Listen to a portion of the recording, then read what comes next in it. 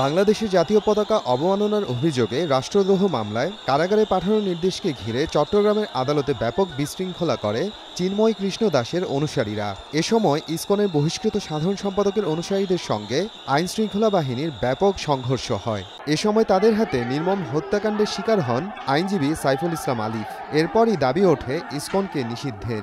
রাজনৈতিক দলের নেতাকর্মী, ছাত্র সংগঠন, বৈষম্যবিরোধী ছাত্র আন্দোলনের সমন্বয়ক, ধর্মীয় সংগঠনের নেতাদের পাশাপাশি বিভিন্ন মহলে জোরে সোরে উচ্চারিত হচ্ছে এই দাবি। ব্যাপক আলোচনা সমালোচনার মধ্যে ইসকন নিষিদ্ধ চেয়ে হাইকোর্টে আবেদন করেছেন এক আইনজীবী। এর পরিপ্রেক্ষিতে সরকারের অবস্থান জানতে চেয়েছে হাইকোর্ট।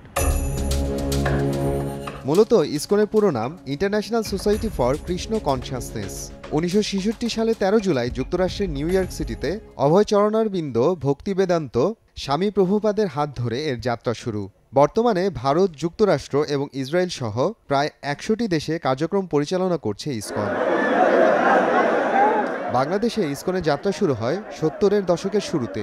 ঢাকার স্বামীবাগ মন্দির ইসকনের একটি গুরুত্বপূর্ণ কেন্দ্র।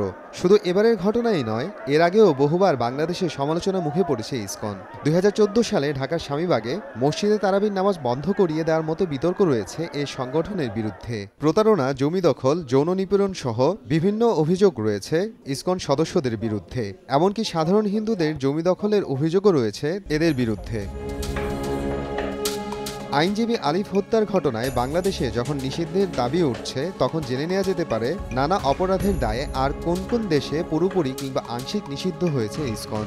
আন্তর্জাতিক বিভিন্ন প্ল্যাটফর্মের তথ্য বলছে, ধর্মান্তরকরণের অভিযোগে মালয়েশিয়াতে সম্পূর্ণ নিষিদ্ধ ইসকন। কার্যক্রম নিষিদ্ধ হয়েছে চীনেও। সৌদি আরব, ইরান ও আফগানিস্তানেও নিষিদ্ধ রয়েছে ইসকনের কার্যক্রম। ইন্দোনেশিয়াতে আংশিক নিষিদ্ধ এ সংগঠন। এছাড়াও তাজিকিস্তান, উজবেকিস্তান, কাজাখস্তান এবং তুর্কমেনিস্তান সহ মধ্য এশিয়ার দেশগুলোতে ইসকনের উপর রয়েছে কঠোর নজরদারি। শুধু বাংলাদেশ নয়, খোদ ভারতেও ব্যাপক অভিযোগের মুখে রয়েছে ইসকন। 2023 সালে প্রতারণার অভিযোগ করেছেন বিজেপি নেতা মানেকা গান্ধী। আর চলতি বছর জমি জালিয়াতির অভিযোগে গ্রেফতার হন ইসকনের এক প্রাক্তন নেতা। মোহাম্মদ আফরানুল ইসলাম, সময় সংবাদ।